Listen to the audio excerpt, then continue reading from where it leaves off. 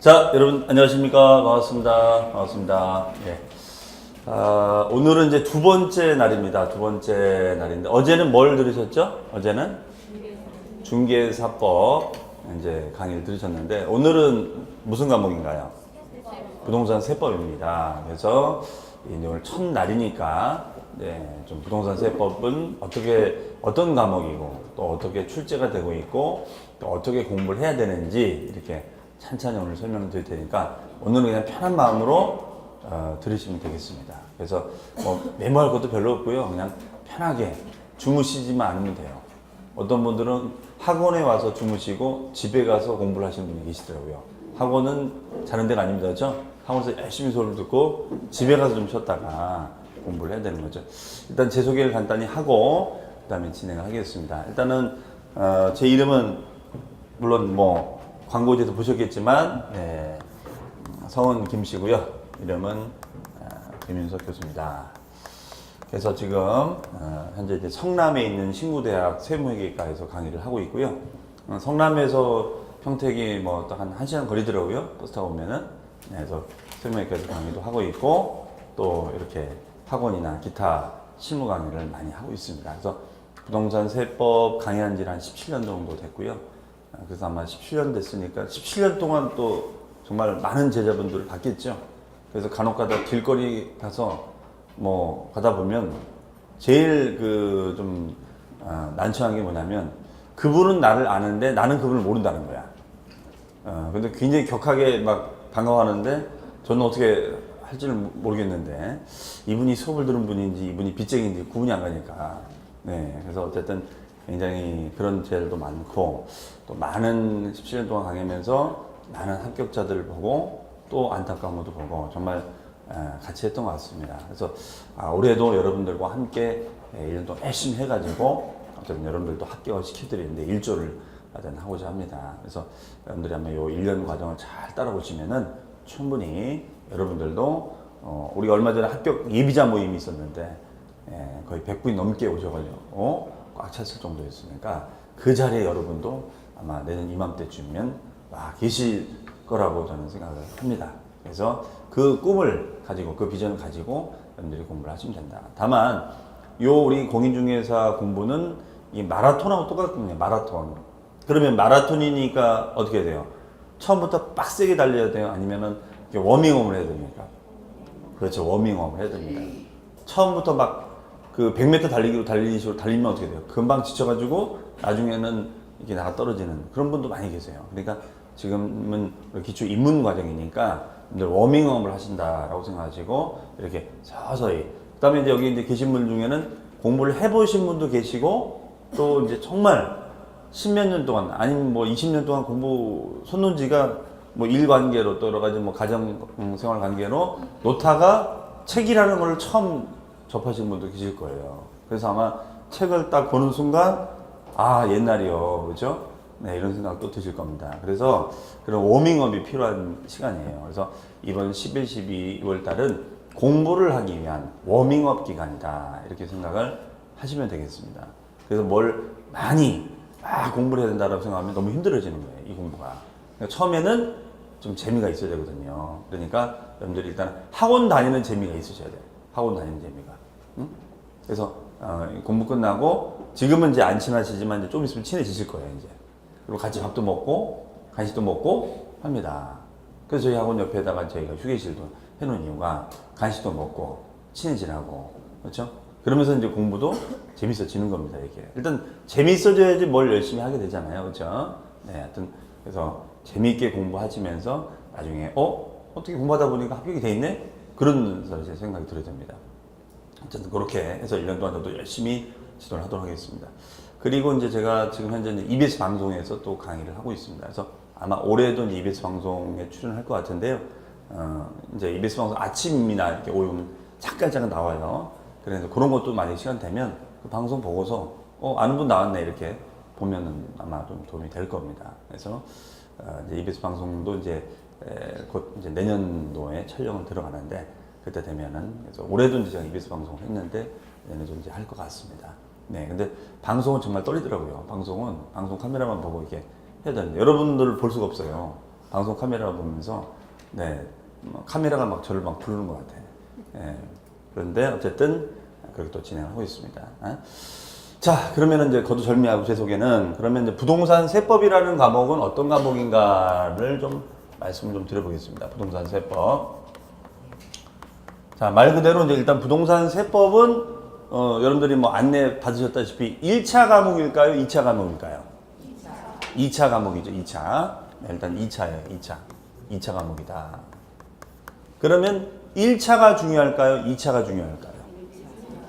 섭섭합니다. 네? 지금 2차 과목으로 분명히 얘기했건만 1차가 중요하다고, 물론 현실은 그렇지만 말이라도 2차도 중요하다. 그렇죠. 1, 2차 다 중요하죠? 네, 다 중요한 거예요. 네, 그래서 물론 1차가 중요합니다. 1차가 돼야지 2차도 의미가 있는 거니까. 1차는 떨어졌는데 2차가 됐어. 그럼 합격이에요, 불합격이에요? 불합격인 거죠? 그렇죠? 그러니까 1차가 중요하다. 그래서 이제 우리 민법이나 학개론 강의하시는 교수님들은 거의 뭐 전국 탑 클래스에 들어가시는 분들 두 분이 오시기 때문에 여러분들이 1차는 정말 믿고 하셔도 될 겁니다. 네. 자기 과목은 자기가 자랑 못 하잖아요. 어차피 남의 과목은 이제 저희가 이제 얘기를 해드려야 되는 거니까. 그래서 민법과 학개론만큼은 하여튼 다른 과목도 훌륭하시지만 특히 정말 훌륭한 교수님들이 오시니까 정말 많은 도움이 되실 거예요. 자, 그럼 부동산 세법은 말 그대로 부동산 세금과 관련된 얘기입니다. 부동산 세금. 그러면 이 사실은 이 부동산 세금이라는 것은 말 그대로 이제 부동산 활동별로 발생하는 세금을 우리가 다루는 법이에요. 오늘.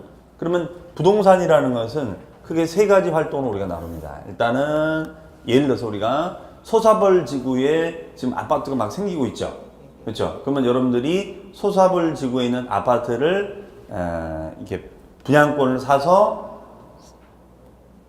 아파트를 분양받을 수도 있고, 아니면은 처음부터 이제 당첨돼서 할 수도 있잖아요, 그렇죠? 그러면은 그 아파트를 분양을 받았어요. 그럼 분양을 받는다는 말을 총칭해서 우리는 이제 취득이라고 하죠. 그럼 취득을 한 거예요. 그럼 당연히 세금을 내겠어요, 안 내겠어요? 네. 내겠죠. 분양 받으면. 자, 우리 아파트는 갑시다. 우리 아파트에 강하니까, 그렇죠? 그러면 취득을 하면 어떤 세금을 낼까요? 어떤 세금? 취득세. 취득세. 야, 가르친 적도 없는데 벌써 이렇게 답변을 하고, 올해 수험생 여러분들은 좀 비전이 있어 보입니다. 네. 자, 취득세를 내야 돼요, 취득세. 근데 문제는 항상 처음엔 잘해. 이렇게 처음에는 잘해요. 네. 자, 취득세를 냅니다. 그럼 취득세가 중요하냐? 중요하죠. 그럼 여러분들이 만약에 공인중개 업무를 하신다면 이 취득세 많이 물어봐요. 이 아파트를 분양받으면 취득세가 어떻게 되느냐, 상가를 분양받으면 어떻게 되느냐, 토지를 사면 어떻게 되느냐 물어볼 거 아닙니까? 그러면 세금률이 어떻게 되는 거고 언제까지 내야 되느냐 이런 거 물어보겠죠. 맞습니까? 네. 그래서 취득세가 당연히 우리 시험에서도 중요합니다. 그러면 부동산 세법이 토탈 40문항 중에서 공시법이라는 과목을 배웁니다. 공시법이 24문항이 출제가 되고요. 그 다음에가 부동산 세법이 16문항이 출제가 됩니다. 16문항이 출제가 돼요. 그래서 문항수는 작지만 이 공시법과 같이 콜라보를 해서 40문항이 출제가 되고 있습니다. 그래서 공시법이 만약에 좀 어려우면 세법을 좀 잘해서 점수 올려가지고 이게 내려가면 이걸 올려서 이걸로 합격할 수도 있고, 만약에 세법이 어려워서 한다면 공시법을 올려가지고 이걸로 합격할 수 있는 이런 장점이 있어요. 이게. 그러면 여기서 16문항 중에서 요 취득세가 한 2문항에서 한 3문항 정도가 출제가 되고 있습니다. 그러니까 16문제에 비하면 굉장히 많이 출제가 되고 있는 거죠. 그러면 이게 뜬금없이 이렇게 많이 내는 것이 아니라 그만큼 중개사 업무를 할 때는 취득세가 중요하거든요, 이게. 그래서 취득세 공부를 잘 할 필요가 있다. 이런 얘기 되겠습니다. 자, 다만 지금 우리 기초 입문 단계에서는 그냥 이렇게 많이 나온다는 것만 알아두시고, 이제 세부적인 디테일한 거는 나중에 이제 우리가 기본소가 나오면 그때 가지고 이렇게 하나하나 또 하셔도 돼요. 그러니까 지금은 그냥 이렇게 그냥 마음 놓고 보셔도 돼요. 이렇게. 네, 눕지만 않으시면 됩니다. 이렇게. 그러면 2문제에서 한 3문항 정도가 이제 출제가 됩니다. 그 다음에 이제 만약에 아파트를 이제 분양받아서 취득을 했으면 이제 들고 있겠죠? 가지고 있을 거 아닙니까? 소유하고 있겠죠. 그렇죠? 그러면 보유하고 있으면 내는 세금이 있을 수 있겠죠? 뭐가 있을까요? 가지고 있으면 내는 거. 재산세. 재산세 아시잖아요. 재산세. 그래서 재산세라는 세금을 냅니다. 재산세. 그러면 요 취득세 같은 경우에는 요거는 신고하는 세금이거든요. 근데 재산세는 고지서가 날라와요. 이거는 고지서가 날라옵니다. 가만히 있으면 고지서 날라와요. 그러면 제가 한번 물어볼게요. 재산세는 봄, 여름, 가을, 겨울 중에 언제 날라올까요? 고지서가. 봄, 여름, 가을, 겨울. 이거 답변을 못하면 재산이 없다는 거야. 확실해. 자, 언제? 여름. 그렇죠? 여름. 답변을 주저하는 분이 계십니다. 그렇죠? 여름. 그렇죠? 그러니까 이 재산세 고지서 날짜만 봐도 재산이 있는지 없는지를 알 수 있어요. 그래서 이거는 7월이야, 7월. 7월 달에 한번 날라와요. 그 다음에가 9월에 한번 또 날라와. 9월에 한번 날라와, 9월에. 네. 그럼 여기 지금 아직 결혼 안 하신 분들은 선을 이때 봐야 돼. 7월에 한번 보고, 그 다음에 9월에 한번 봐야 돼. 그렇죠? 지금이 11월이죠? 11월입니다. 그럼 11월은 별 비전이 없어요. 지금 선 볼 때가 아니야. 공부해야 돼, 지금. 공부할 때야. 그렇죠? 자, 여름하고 가을. 굉장히 중요한 겁니다. 다른 건 물어볼 필요 없어. 만나가지고 딱 그만 물으면 되지. 죄송한데요. 혹시 그 당신의 집안에서 아버님께서 뭘 고지서 같은 거 받으세요? 그래서 저희 아버님께서 무슨 고지서 하나 받으시는 것 같은데 그러면 어때? 비전이 있는 거야. 그렇죠? 그러면 빨리 이제 연락처 공개하고 당신 고지서에 대해서 알고 싶다. 고지서에 대해서 알고 싶다. 그럼 어떤 재산이 있는지를 봐야 될 거 아니에요. 그렇죠? 네. 그래서 우리는 이 부동산세법은 여러분들이 시험 공부에도 도움이 되지만 실생활에서도 도움이 돼. 선 볼 때도 도움이 되는 거야. 뭐 다른 거 물어본 적이 없잖아요. 거기서 나오는지 안 나오는지만 물어봤잖아. 그렇죠? 네. 자, 그러면 요 재산세도 중요하죠, 당연히. 재산을 가지고 있는 분들은 누구나 내는 거니까 중요합니다. 이게 중요해요. 그래서 요거는 우리가 이제 시험 문제가 이것도 두 문제에서 한 세 문제가 출제가 되고 있습니다.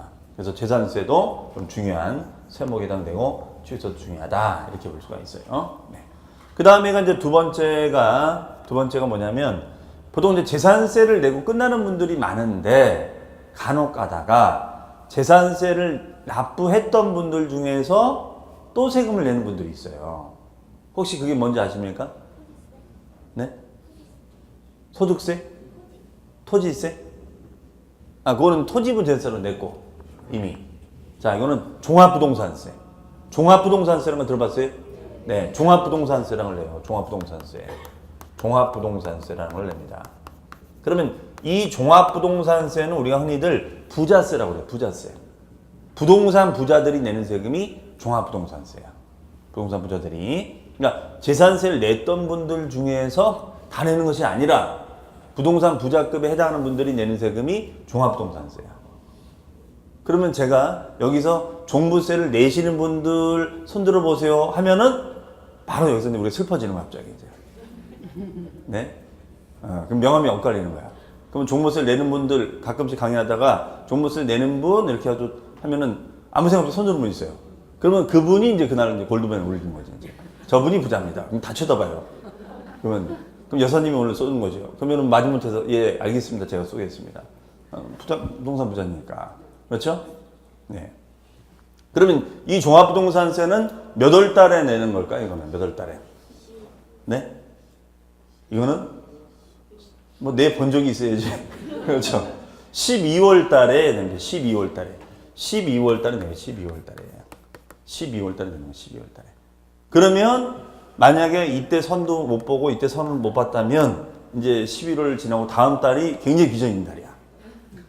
그래서 12월 달에 선을 봤는데 고지서를 받는다. 그러면 그 집안이 종부세를 낸다는 뜻이야. 그럼 어떻게 돼요? 적극적으로 대시해야지. 그렇죠? 다만 지번을 물어봐야 돼. 물어봐서 등기부등본을 떼어봐야 돼. 왜냐면 대출이 80%일 수도 있어. 종부세를 내면 뭐하냐고 대출이 80%인데. 그렇죠? 그러면 이제 갈등이 되는 겁니다. 자, 그러니까 여러분들이 이 부동산 공부하면은 이거 하나만 알아도 대충 그 사람의 재산 추정이 되는 거예요. 그렇지 않습니까? 자, 그래서 12월 달은 우리가 종부세 납부 달이다. 그렇죠? 그래서 이 공부도 바쁘지만 끝나고 오후에 선을 봐라. 그렇죠? 네, 다른 건 물어볼 필요 없다. 종부세 나오는지 안 나오는지만 봐도 알 수 있다. 그렇기 때문에 이거는 다 내는 것이 아니거든요. 보통 뭐 조그만 아파트를 갖고 있던 빌라를 갖고 있던 재산세들은 다 내는데 종합부동산세는 내는 분들도 있고 안 내는 분들도 많단 말이에요. 그렇기 때문에 이게 그렇게 출제가 많이 되진 않지. 그래서 역시 올해 시험에서도 한 문제가 보통 출제가 돼요. 한 문제가. 그래 다 이유가 있는가 이렇게 출제를 여기는 많이 하고 안 하는 차이가 뭐냐면 대부분의 손님들은 재산세를 내는데 그 중에서 몇몇 분들만 종부세를 내기 때문에 이 종부세가 그렇게 많이 출제가 안 되는 거예요. 이해하시겠죠? 그렇죠? 다 이유가 있다 이런 얘기입니다. 자, 그 다음에 이제 우리가 요즘은 이제 제가 이제 은퇴를 목적으로 해서 은퇴를 이제 하시는 분들이 많이 관심들을 갖는 부분이 있어요. 제가 이제 이 오전 강의 끝나고 나면 이제 오후에 또 은퇴를 강의를 하러 갔는데 그 은퇴하시는 분들이 보면은 제일 관심이 있는 게 뭐냐면 수익형 부동산. 요새 수익형 부동산 아시죠? 수익형 부동산이 뭐죠? 수익형 부동산이? 수익형 부동산. 네? 월세 나오는 거. 보통 우리 연금형 부동산이다. 월세 나는 거. 그러면 소사벌 지구에 내가 상가를 분양받아서 그 분양상가에서 월세를 받는다. 그러면 그게 바로 연금형 부동산이죠. 그러니까 요즘 이 월세 수익에 대해서 관심도 굉장히 많이 가져요. 그 이유가 뭐냐면 가장 큰 이유 중 하나가 초저금리 현상 때문에 그런 거예요. 그럼 우리가 지금 만약에 1억 원이라는 돈을 은행에다 집어넣으면 금리가 몇 프로일까요? 금리가. 네? 금리가 1%대죠, 1%대. 그럼 1억에 1%면 100만 원이야. 연 100만 원. 한 달이면 10만 원도 못 버는 거야. 그럼 그걸로 생활이 돼야 안 돼요? 생활이 안 돼요. 저희 학교 학생들한테도 야, 너희들 한 달에 10만 원이면 생활할 수 있지? 아유, 무슨 소리 교수님. 못 살아요. 차라리 집에 있지. 못 삽니다. 그러니까 옛날에는 10만 원이 적은 돈이 아닌데 지금은 10만 원이 옛날로 따지면 거의 한 몇만 원 역할밖에 못 하는 것 같아요. 그렇죠? 그럼 이게 생활이 안 되는 거야, 이게. 그럼 2억이면 200이잖아요. 2억이면 200. 200 해봤자 20만 원이 안 되는 거야. 그러니까 요즘 돈이 갈 데가 없는 거예요. 그렇죠? 그러니까 요즘 경기가 좋다기보다도 돈이 갈 데가 없는 거야. 그럼 차라리 그 2억 투자해가지고 대출 끼고 해가지고 내가 월세를 50만 원, 60만 원 받는 게 낫지 않느냐. 그렇죠? 그러니까 이제 요새 그런 것들을 많이 하는 거예요. 그렇죠? 그러면 이분들이 이제 생각하는 게 뭐냐? 임대를 놓는 거죠. 임대. 그럼 임대하면은 어떤 소득이 생겨요? 임대 소득이 생기죠. 임대 소득. 그러면 임대 사업을 하는 거잖아요. 그럼 임대 사업을 하면서 이 소득세가 발생이 된다. 이런 얘기 되겠습니다. 그러면 임대업을 하는 분도 있고 안 하고 그냥 가지고 있다 바로 파는 분도 있고 많거든요. 그래서 임대업 소득세도 과거에는 크게 주목을 받지 않다가 요즘 이런 분들이 늘어나서 여기서도 한 문제가 계속 출제가 되고 있습니다. 이게요. 네. 그래서 여러분들 나중에 이제 공인중개사 자격증을 따셔서 현업 활동을 할 때는 임대 소득에 대해서 공부 좀 하셔야 돼요. 임대 소득에 대해서. 네. 자, 그러면 이제 들고 있다가 이제 뭐예요? 한 2, 3년 들고 있었더니 한 4, 5년 들고 있었더니 시세가 올라. 그럼 시세가 오르면 이제 팔아야죠. 그렇죠? 팔아야죠. 처분해야죠. 이제 처분. 처분한다는 말을 다른 말로는 우리가 법률 용어로는 양도라고 그래요. 양도. 뭐라고요? 양도. 보통 우리가 판다, 처분한다 이런 표현을 쓰는데 법률 용어로는 양도한다 이런 말을 써줍니다. 양도한다. 그럼 양도라는 것은 내가 가지고 있는 소유권을 타인에게 넘겨주는 거 이걸 양도라고 하죠. 근데 우리가 보통 이런 말 잘 안 쓰잖아요. 그러면 양도하면은 뭐가 생겨요? 차익이 생기죠? 그렇죠? 시세 차익이 생기죠? 그러면 시세 차익에 대해서 내는 세금을 뭐라고 하느냐? 그것을 우리는 양도소득세라고 합니다. 무슨 세? 양도소득세. 그렇죠? 양도소득세. 양도소득세라고 해요. 양도소득세. 그렇죠? 양도소득세. 자, 그래서 우리 교수님들이 가끔씩 이제 여러분한테 물어볼 때가 있어요. 그러면 물어보는 거에 대해서 여러분들이 그냥 답변하는 상관없어요. 틀리면 창피하지 않냐? 괜찮아. 창피한 게 나아, 차라리. 창피하고 내가 그걸 딱 기억해서 맞추면 되잖아.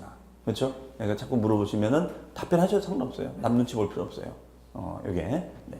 자, 그러면 양도소득세가 되는데 양도소득세는 우리 시험 문제가 제일 출제가 많이 됩니다. 이게 한 5문항에서 한 7문항 정도 출제가 되고 있어요. 그럼 이렇게 출제가 많이 되고 있는 이유는 뭐냐? 이유가 있겠죠. 왜 이렇게 많이 내는 거냐? 그거야 당연한 거죠. 이 모든 세금을 다 합쳐도 이게 제일 많거든, 세금이. 이거는 뭐 몇백만 원 낸다, 뭐 몇십만 원 낸다, 재산세 몇만 원 낸다 이런 얘기는 있어도 양도소득세는 최하가 몇백이야. 많게는 몇천만 원 나올 수 있잖아. 억 단위 나올 수 있습니다. 그러니까 당연히 여러분들이 공인중개업 할 때 양도소득세를 많이 물어보는 거예요. 양도세를 제일 많이 물어보는 겁니다.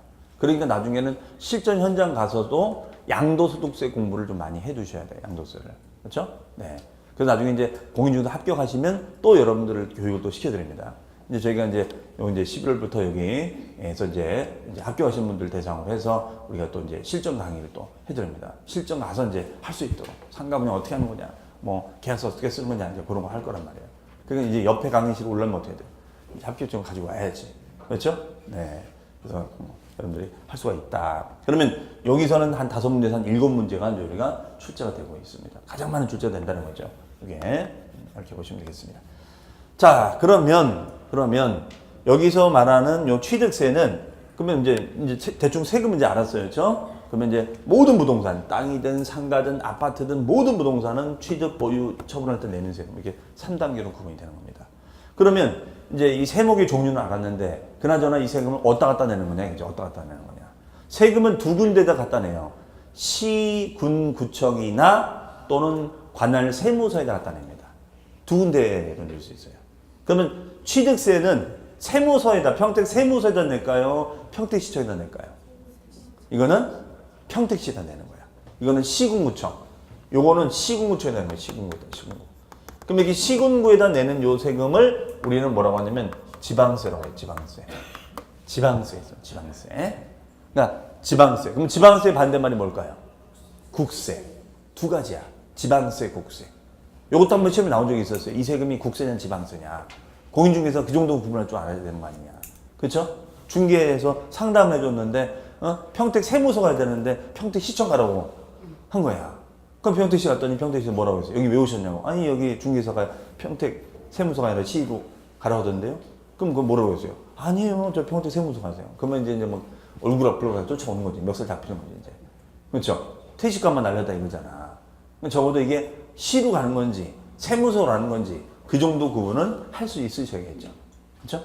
자, 그러면 재산세는 이거는 세무서로 하는 걸까요? 시군구청 가는 걸까요? 예, 맞아요. 이거는 시군구청 가는 거야. 얘는 시군구청 가는 거야.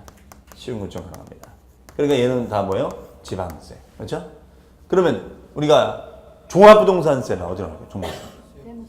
이거는 세무서. 이건 세무서 가는 거예요. 세무서. 그럼 세무서 가서 내는 세금을 이제 뭐라고 하느냐 이것을 우리는 국세라고 하죠. 국세라고 하는 거죠. 국세. 자, 그럼 양도소득세는 어디로 갈까요? 양도소득세는 세무서. 네, 잘 아시네요. 세무서. 그러면 임대사업소득세는 어디로 갈까요? 임대사업소득세는 세무서. 그렇죠? 세무서. 그럼 얘도 국세고 얘도 국세가 되겠죠? 그래서 우리가 배우는 세금은 크게 지방세라는 세금이 있고 국세라는 세금이 있는 거예요. 아시겠죠? 그럼 무슨 말을 하고자 하냐면 요 지방세하고 국세를 우리는 합쳐서 조세다 이렇게 합니다. 조세. 뭐라고요? 조세라고 표현해요. 조세. 그러면 이제 우리가 또 배우는 게 뭐냐면 국세나 지방세에서 꼭 알아야 될 기본적인 용어들이 나오는데 그 분야가 조세총론이라는 분야예요. 조세총론. 그럼 이 조세총론은 뭘 배우는 거냐면 부동산세법에서 꼭 알아야 될 용어들, 기초 개념들이 여기서 다 나와요. 그럼 당연히 시험 문제 많이 나오겠죠. 예, 여기서도 한 2문제가 출제가 되고 있습니다. 여기서도 한 2문제가 출제가 되고 있어요. 2문제 정도가. 그러면 여기서 한 2문제, 여기서 한 2-3문제, 한 4-5문제, 여기서 더하면은 6-7문제, 한 문제 8문제, 그러면 15문제, 한 문제면 16문제 되네. 그렇죠? 그래서 다 합쳐서 16문항이 만들어지는 겁니다. 그럼 대충 우리가 이제 포인트가 나오죠? 조세 총론이라는 부분, 그 다음에 이제 취득세, 재산세, 양도세. 요 분야가 이제 제일 세법적으로 중요하다. 이렇게 볼 수 있겠습니다. 다만, 지금은 이게 중요하니까 이것만 열심히 하고 그럴 때가 아니에요. 지금은 강약 포인트를 열심히 할 것이 아니라 전반적으로 다 일단 들어야 돼. 다 일단 편하게 듣고, 나중에 이제 저희가 이제 기초, 기본, 심화 갈 때마다 계속 중요한 거를 강조할 거예요.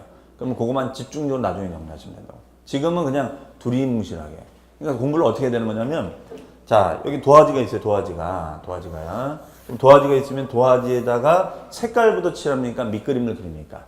밑그림을 그리죠. 그렇죠? 자, 그림을 한번 그려볼게요. 오케이. 자, 그림을 한번 그려봅니다. 네. 요게 뭐예요? 요게 뭘까요? 네? 개미? 자, 개미. 또, 고양이.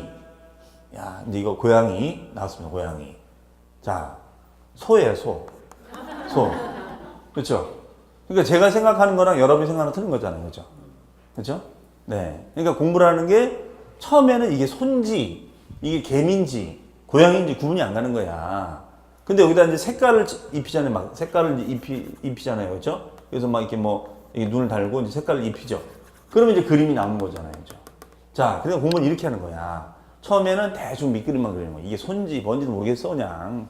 그렇죠? 그러니까 대충 다른 과목도 여러분들 딱 처음에 들으면 저게 무슨 말인가. 저게 한국어인데 왜 내가 이해가 안 되죠, 한국말이. 그렇죠?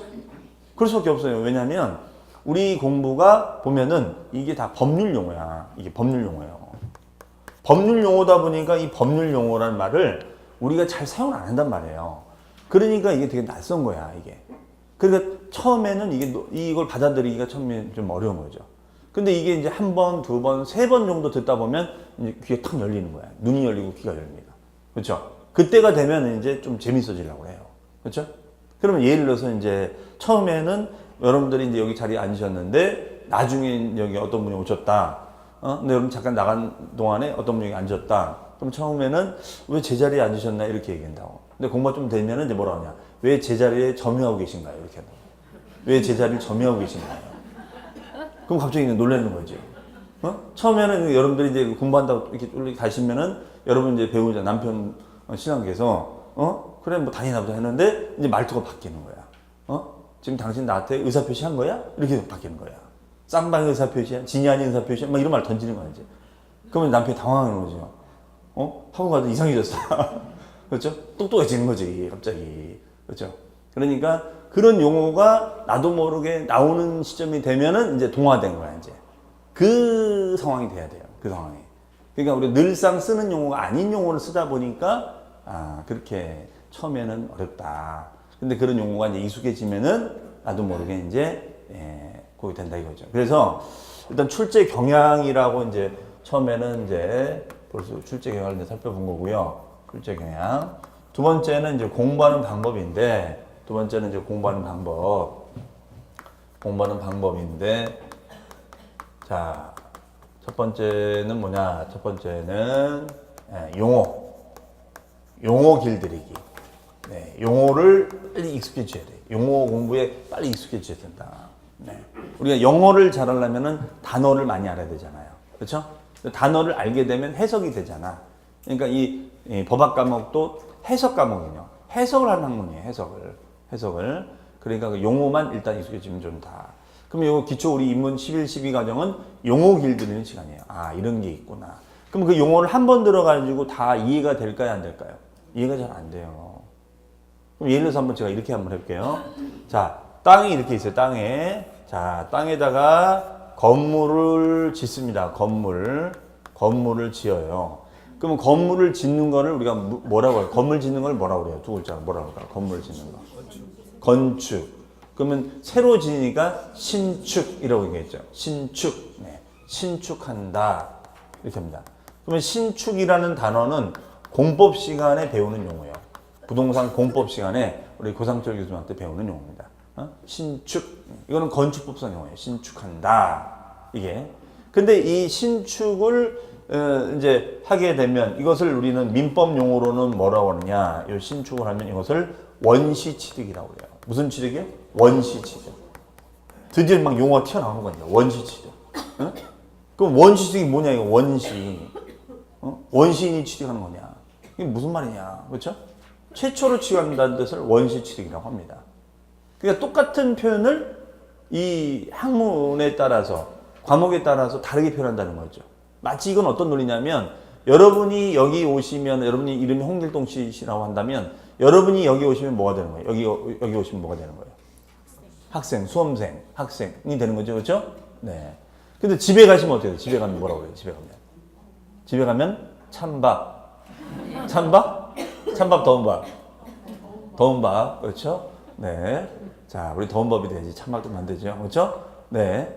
그러니까 다 다르게 하잖아요. 엄마, 아니면 딸. 그렇죠? 네. 아니면 다른 지금 활동하신다면 거기 명함이 있으시겠죠. 그러니까 우리 사람도 여러 가지 형태로 분류잖아요. 그렇죠? 사람도 뭐 수험생이었다가 뭐 어디 뭐 어떤 사업을 한다면 사장님이었다가 또 그다음에 뭐 가족 관계로 따지면은 엄마였다가 아빠였다가 동생이었다가 형이었다가 이렇게 다 그러지 않습니까? 그러니까 우리 이런 현상에 대해서도 다 다르게 표현하는 거예요. 원시시대. 그러면 이제 이거를 내 홍길동 명의로 이제 명의 등록을 해야 될 거 아니에요. 명의 등록을 해야 될 거 아닙니까? 명의로. 그렇죠? 그러면 이제 요때 요 명의 등록을 하면 이것을 우리는 이제 보존 등기라고 합니다. 무슨 등기요? 보존 등기. 그럼 이 보존 등기란 말은 우리가 부동산 공시법 시간에 배우는 거예요. 공시법 시간에. 그럼 보존 등기란 표현이나 신축이라는 말 똑같은 말이거든. 다만 요 공시법에서의 표현을 보존 등기라고 표현하는 것뿐이에요. 그러니까 이런 용어들이 나중에 보면 하나의 개념으로 이렇게 딱 들어오거든 이게. 근데 처음부터 이런 용어들이 바로바로 나한테 와닿겠냐고. 이걸 한 몇 번은 들어야지 단어도 우리가 몇 번 계속 써야지 우리가 정리가 되잖아요. 그러니까 제가 처음부터 너무 막 100m 달리기식으로 하지 말라 이런 얘기예요. 그렇죠? 분명히 이제 요 얘기를 들었지만 다음 주가 되면 기억이 날까요? 안 날까요? 그렇죠? 기억이 안 납니다. 심지어는 저도 기억을 못 하더라고요. 저분이 어떤 과목 가르쳤던 분인지 헷갈리는 거야. 그렇죠? 근데 자꾸 이제 보다 보면 아, 저분은 어떤 과목이고 그 다음에 이제 알게 되는 거죠. 그렇죠? 처음엔 여러분들 옆에 앉으신 분이 누군지도 기억이 안 나요. 근데 이제 자꾸 앉다 보면 이제 인사도 하게 되고 이게 되는 겁니다. 예. 자, 그래서 일단은 용어가 되게 중요하다. 우리 기초인문 강의에서는 용어 길들이다. 그래서 지금은 뭐 세율, 뭐 세금을 따지면 세율이 몇 프로다, 뭐 몇 년이다 이런 건 중요한 게 아니에요. 그런 거는 기억 안 해도 돼요. 그냥 그런 것이 있다는 것만. 그래서 여러분들이 일단 용어에 빨리 익숙해지시는 것이 제일 급선무다. 낯선 용어에 대해서. 네. 자, 그다음에 두 번째는 뭐냐면 이거죠. 뭐 두 번째는 그러면 이제 우리가 공부를 그러면 이제 예습도 하고 그 다음에 강의도 듣고 그렇죠? 여러분들 이제 수강을 하시고 그 다음에 이제 복습을 이제 합니다. 그러면 예습, 수강, 복습 이렇게 하면 제일 좋아 사실은. 제일 좋아요 사실은. 그런데 여러분들이 다 상황이 틀리시기 때문에 예습까지 해가지고 온다는 건 쉽지는 않으실 거예요. 하면 좋은데. 그래서 예습은 못해도 좋아요. 예습은 못해도 좋다. 하지만 복습은 꼭 하자. 복습은. 왜냐하면 까먹으니까. 까먹거든요. 금방 까먹어요. 이게. 응? 까먹는지 안 까먹는지는 다음 주 대부분 알아요. 다음 주 되보면 금방 이게 체크가 됩니다. 그렇죠? 근데 그 이유가 뭐냐면 매일 다른 과목을 공부하거든. 그렇죠? 그럼 우리가 월요일 날 어제는 무슨 과목 했다고요? 중개사법. 어제 오신 분도 있고 안 오신 분도 있을 텐데 중개사법. 오늘은 이제 부동산세법. 내일은 뭐예요? 내일은? 민법. 거봐 이제 이것도 헷갈리잖아 이제. 내일이 무슨 과목이었는지. 책 잘 들고 오셔야 돼요. 책 잘 들고 오셔야 돼요. 그렇죠? 네, 민법이 있고. 그 다음에가 뭐죠? 공법. 그 다음 날이 학개론인가? 학개론. 마지막 날이 공시법. 이렇게 이제 갑니다. 그렇죠? 네. 특히 이제 그래서 주간에 오신 분들은 정신 좀 알겠는데 우리 야간에 오신 분들은 나중에 보면은 졸리거든. 직장 끝나고 오니까 얼마나 피곤해. 그렇죠? 그러니까 막 책 바꿔가지고 오는 분도 많아요. 책을 바꿔가지고 오는데 지금은 이제 1차가 합본으로 한 권, 2차가 한 권이지만 이제 기본수가 나면 6권이 나옵니다. 6권이. 그러면 이제 6권이니까 이제 뭐야? 직장 다니시는 분들은 잠결에 책 들고 나오는 거야 이제. 그래가지고 딱 와서 이제 하는데 더 재밌는 분은 뭐냐면 오늘이 부동산 세법이면 공시법 책을 가져와요. 공시법 책을 가져와서 더 재밌는 건 뭐냐면 거기다 필기를 해. 거기다 막 필기를 해 막. 공시법에다 필기를 하는 거야. 근데 이상한 거야. 필기를 하는데 교수님이 얘기하는 대목이 안 나오는 거야 이게. 그래서 뭐라고 하냐. 페이지를 잘못 찾았구나. 페이지를 찾아봐도 안 나오는 거야. 보니까 책을 잘못 가져왔네. 그렇죠? 심지어는 이런 경우도 있습니다. 그럴 수 있어요. 6과목이 헷갈리는 거야, 처음에는. 그죠? 자, 그러면서 다 공부를 시작하는 겁니다, 이렇게. 자, 그래서 어쨌든 여러분들이 수강하시고 복습을 하자. 그러면 복습을 하시라고 하면은, 복습을 하라고 그러면은 연구를 하시는 분이 있어요, 연구. 이 시험은 연구하는 시험이 아니에요. 연구하지 말자. 연구하면 떨어져, 연구하면. 정말 그 과목의 교수님이 마음에 들고 그 과목이 너무 재밌고 막 연구를 합니다. 팍 연구를 해요. 그렇죠? 그럼 나중에 이제 뭐냐 연구원 되는 거지 이제. 합격은 안 하고 연구만 하다 끝나는 거야. 이제. 그렇죠? 이 시험은 절대 연구하는 시험이 아닙니다.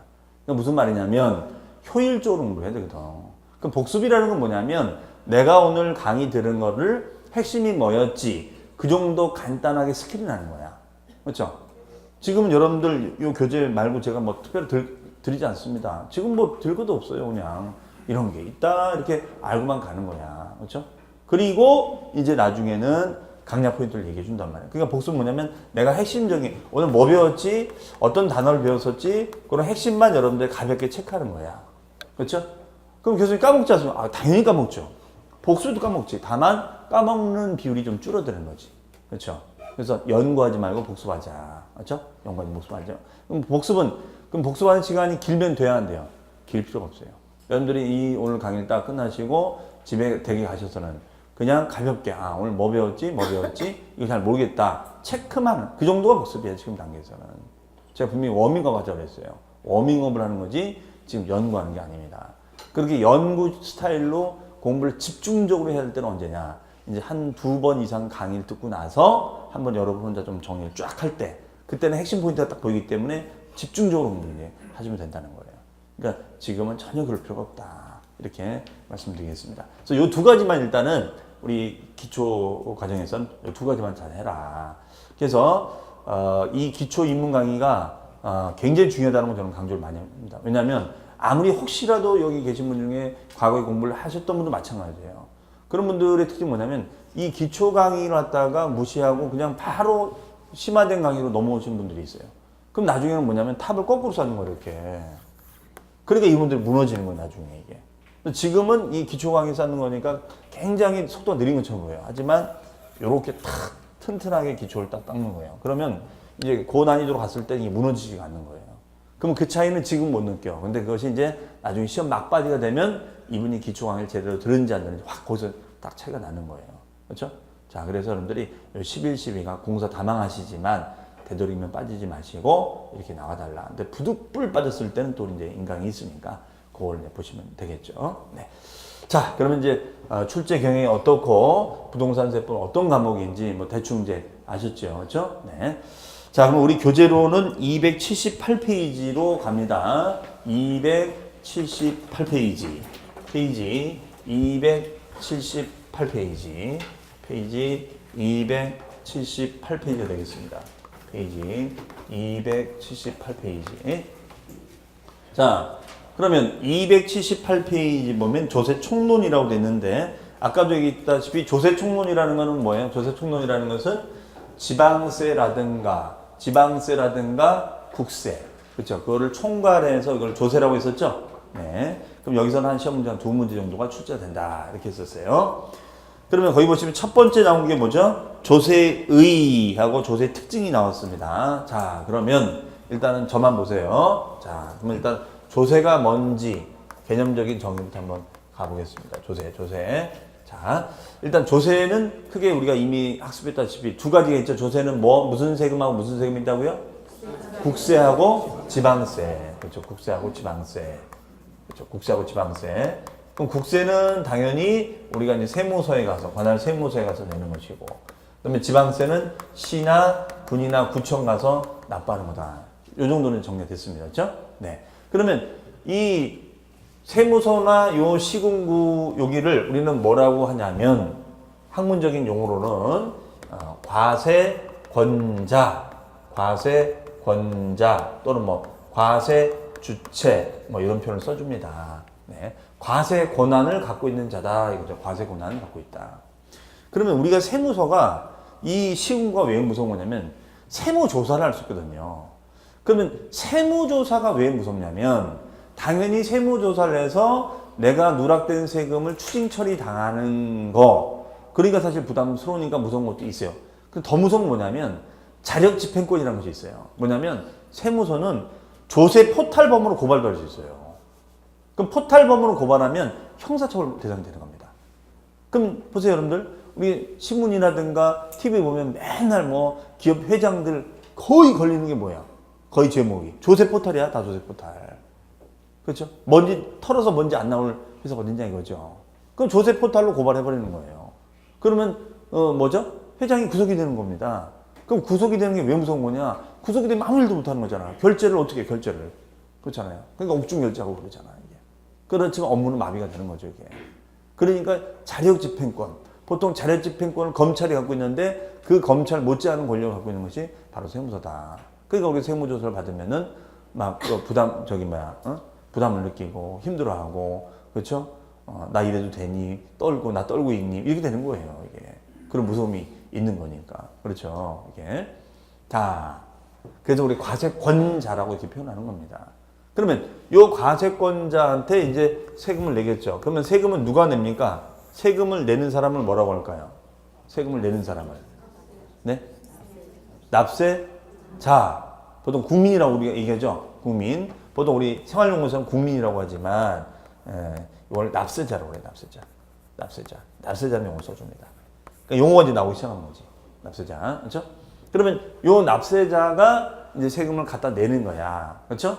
근데 왜 내는 거냐? 왜 내느냐면 뭐라고 표현하면 재정 수입을 조달할 목적으로 낸다. 이렇게 합니다. 재정 수입. 그렇죠? 그럼 재정이라는 표현은 뭐냐면 국민 개개인이 할 수 없는 일을 국가나 지자체가 대신할 수 있는 일, 그 예산을 재정이라고 표현하는 겁니다. 국민 개개인, 저나 여러분이 할 수 없는 일은 뭐냐? 예를 들어서 도로를 내는 거죠. 도로.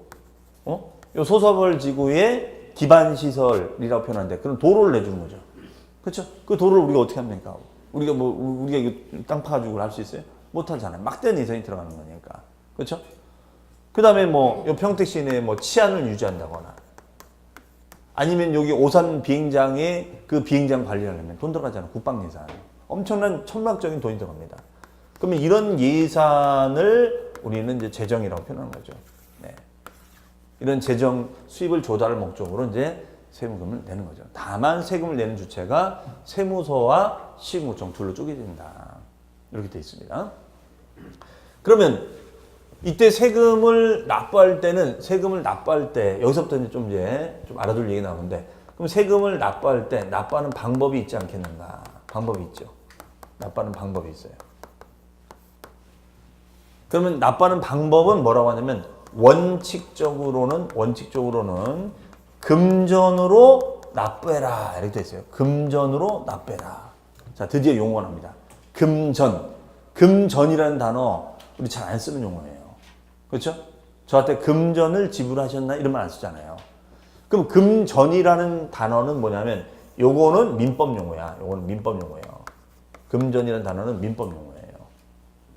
그러면 금전이란 말은 우리가 보통 생활에서 쓰지 않고 어떤 말을 쓰냐면 현금이라고 하죠. 현금, 캐시, 그렇죠? 현금 등. 현금으로 내죠. 현금으로. 그러니까 우리 일상용어는 현금이라고 하는데 우리 민법에서는, 법학에서는 금전이라고 해요. 그래서 우리가 돈을 주고받았다, 현금 거래했다, 그러면 그것을 금전수수 이렇게 해요. 금전수수. 한자어죠. 다 일본식 표현이에요. 그렇죠? 그러니까 이런 단어들에 대해서 여러분들이 익숙해지셔야 된다 이거죠. 그렇죠? 네, 이제 요것만 되면 된다 이거예요. 네. 그러면 우리 세금은 카드로도 결제가 되나요? 카드 되죠? 카드 돼요. 지방세 같은 경우는 편의점에서 결제될까 안 될까? 편의점에서. 안 해봤구나. 돼요. 이거 편의점에서 돼요. 너무 편해 요즘은. 카드만 들이대면 돼. 옛날에는 카드가 안 됐었어요. 카드를 안 해줬거든요. 근데 지금은 국세든 지방세든 다 카드가 됩니다. 카드 결제가 돼요. 네. 그러니까 요즘 세금 체납률이 많이 떨어졌어. 카드로도 결제를 해주니까. 그러면 돈은 없어도 카드는 있잖아. 그렇죠? 그러면 일단 결제는 할 수가 있다. 이런 얘기 되겠습니다. 그러니까 대부분은 다 이렇게 해. 이렇게. 그런데 이제 이런 경우가 있을 수 있죠. 이런 경우가 있어요. 자, 아버지께서 여기 안성에다가 땅을 가지고 있어요. 땅을 가지고 있습니다. 안성에 땅을 가지고 있어요. 안성도 땅값이 좀 올라가고 있죠. 올랐죠. 안중. 제가 이 안성은 제가 좀 잘 아는 게 왜 잘 아냐면 여기 안성에 중앙대학교가 있죠. 중앙대학교가. 제가 중앙대학교에 한 학기 한 번씩 특강을 하러 내려와요. 한 10년째 됐는데 제가 이 부동산 투자는 항상 기회가 있는 거야. 그럼 중앙대학교 안성 터미널 내면은 그 중앙대학교에서 처음에 10년 전에 중앙대학교 왔는데 무슨 학교 이렇게 큰 거야. 학교 안에 버스가 다닐 거야. 평택까지. 저 그런 거 처음 봤어요. 버스가 다니는 거 처음 봤어. 그래서 야 진짜 이 학교가 크다. 근데 그 중앙대학교 건너편에 아파트가 생겼어요, 안 생겼어요? 생겼죠. 무슨 아파트 들어왔어? 롯데캐슬이 들어간 거야. 롯데캐슬이. 10년 전에 있었냐? 없었지. 이럴 줄 알았으면 그 건너편에 땅을 샀어야 되는 건데. 응? 10년 동안 강의하면서 뭐 하고 다니는지 모르겠어. 정신이 나간 거지. 그렇죠? 건너편에 뭐가 생길까? 저기 뭐가 생길 것 같은데. 그렇게만 하고 갔던 거야, 이게. 저야 이제 세금을 강의하는 선생이니까 그런 건 잘 모르지만 제가 만약에 부동산 공법을 좀 알았다면 도시계획이나 이런 걸 잘 알았다면 거기다 땅을 샀지. 그렇죠? 그렇게 롯데캐슬이 돌 줄 누가 알았겠어. 여러분도 알았어요? 그러니까 나보다 더 심하네. 여기 살면서도. 그렇잖아요, 이게. 그러니까 이게 맨 땅에 있었을 때는 아무것도 아닌데 거기에 막 아파트 단지 생기니까 그렇잖아요. 안중도 그렇게 막 공도 뭐 그렇지 않습니까? 네. 그러니까 부동산이 참 재밌는 거야. 분명히 몇 년 전에는 아무것도 없었는데 어디 건물 생기고 막 생기고 하니까 막 뜨는 거야. 그럼 당연히 거기에 공인중개 사무실 들어와요. 당연히 들어오겠지. 그렇죠? 자, 그래서 안성에 있는 땅을 이제 아버지가 갖고 계신 거야. 응? 근데 아버지는 가진 건 땅밖에 없어요. 돈은 있었는데 주식으로 다 날려먹으셨어요. 주식으로 다 날려먹었어요. 주식으로. 네. 주식으로 날려먹었다는 말은 많이 들어봤죠. 보상비를 받아가지고 보상비를 주식 투자했는데 다 날려먹은 거야. 그렇죠? 네. 그래서 이제 요 남은 땅 하나 있어요. 이제. 근데 아버지께서 화병으로 돌아가신 거야. 주식 투자 화병으로 돌아가셨어요. 그렇죠? 그러면 이 아들이 이 땅을 물려받겠죠. 아들이 물려받겠죠. 그럼 상속을 받을 거 아니에요. 상속을. 그렇죠? 그러면 상속세를 내야겠죠. 상속세. 자, 상속세는 우리가 시험 보면은 안 들어가고 있습니다. 상속세는. 그러면 상속세를 내야 돼요. 근데 이 아들이 22살 먹었어. 그러면 22살인데 상속세를 낼 돈이 있어요, 없어요? 돈이 어디 있어? 22살인데. 그죠? 쓰기 바쁘지. 그러면 이걸 어떻게 해야 돼? 세금 낼 돈이 없어. 낼 돈이 없으면 어떻게 해야 돼? 분할. 아니, 낼 돈이 없다니까. 낼 돈이 없어요. 돈이. 응? 돈이 없어. 어떻게 해야 돼? 할 수 없지. 그러면 물려받은 땅으로 내야지. 땅으로 내라 이거야. 그러면 평택세무서에 물어보니까 평택세무서에서 그러면 땅으로 내세요. 땅으로. 수사별 지구 땅 갖고 있는데 땅으로 내세요. 그래서 요 땅을 분할해가지고 요 땅으로 납부를 합니다. 요 땅으로 납부하는 거야. 그러면 요 땅으로 납부하면 예외적으로 이걸 뭐라고 할까요? 이런 거를 물납이라고 합니다. 물납. 뭐라고요? 물납. 이걸 내라야겠지. 땅 맞잖아. 땅. 물납을 내라 이거예요. 그렇죠? 그러면 땅으로 내는 게 좋아요, 안 좋아요? 네? 안 좋죠? 왜 안 좋아요? 땅으로 냈더니 막 땅값이 올라가는 거야. 그렇잖아요. 그러니까 보통 물납을 해야 해. 물납을 안 한다고. 올라가면 어떡할 거냐 이거지. 그렇죠? 자, 그리고 대부분은 이 금전, 현찰로 내는 거야. 대부분 다 현찰로 내는 거야. 특별한 경우 빼놓고는 다 현찰로 내요. 그렇죠? 다만 세금이 너무 많으면 이런 부동산이나 주식으로 낼 수 있어요. 예를 들어서 삼성 만약에 이건희 회장이 나중에 돌아가셨다. 그러면은 만약에 삼성 평가 금액이 얼마예요? 재산이 엄청나잖아요. 그러면 상속세만 해도 예를 들어서 한 몇백억 몇천억 되는 거야. 만약에 상속을 받잖아요. 만약에 상속을 받았는데 1,000억 원대 상속을 받았다. 그러면 세율이 50%. 그러면 1,000억 받아가지고 50% 내면 세금이 얼마예요? 500억이야. 500억 현찰로 낼 수 있어요? 어떻게 내 500억을 현찰로? 그러니까 그때는 막 주식으로 내고 부동산 내는 거예요, 이게. 그러니까 대기업에 있는 회장들이 왜 상속이나 증여했을 때 그 세금을 검내하는 이유가 뭐냐면 세금이 너무 많은 거야, 이게. 그렇죠? 그러니까 엄청 걱정을 많이 하는 거죠. 근데 우리는 걱정이 돼야 안 돼요? 걱정이 안 돼. 낼 게 있어야지. 낼 게 있죠? 네? 낼 게 있어야지. 그렇죠? 근데 우리는 걱정을 해야 된다. 나중에 열심히 돈 버셔가지고 증여해 주는데 세금 많이 나올 것 같다. 이런 걱정을 해봐야 됩니다. 그렇죠? 자, 이렇게 해서 우리가 조세 개념 살펴봤는데 그러면 가볍게 체크하고 잠깐 쉬었다 하겠습니다. 거기 조세의 정의는 나와 있고요. 조세 특징 보면 과세 주체는 세금을 걷는 주체는 밑줄 국가 또는 지방자치단체 밑줄 자치단체가 과세 주처해야 한다. 그럼 국가가 얻으면 이걸 뭐라고 한다고요? 국세. 국가 동그라미 치시고 국세. 지방자치단체도 동그라미 치시고 지방세. 이렇게 메모하시면 되겠죠? 네. 두 번째, 과세 근거. 예. 세금을 매길 때는 근거가 있어야 돼. 그래서 법률에서 정한 요건을 충족한 경우에 하나요? 조세 채권이 성립한다. 왜 조세 채권이냐? 세무서는 받을 돈이니까 채권이잖아요. 받을 돈이니까. 그렇죠? 그 다음에 과세 목적은 조세는 국가 또는 지방자치단체의 재정경비에 충당할 국고적 목적을 주로 하고 있다. 재정경비라는 게 뭐라고요? 국민 개개인이 못하는 거, 치안, 국방 예산, 뭐 도로, 그렇죠? 이런 것들 말한다고 그랬죠? 그 다음에 네 번째, 무보상성이다.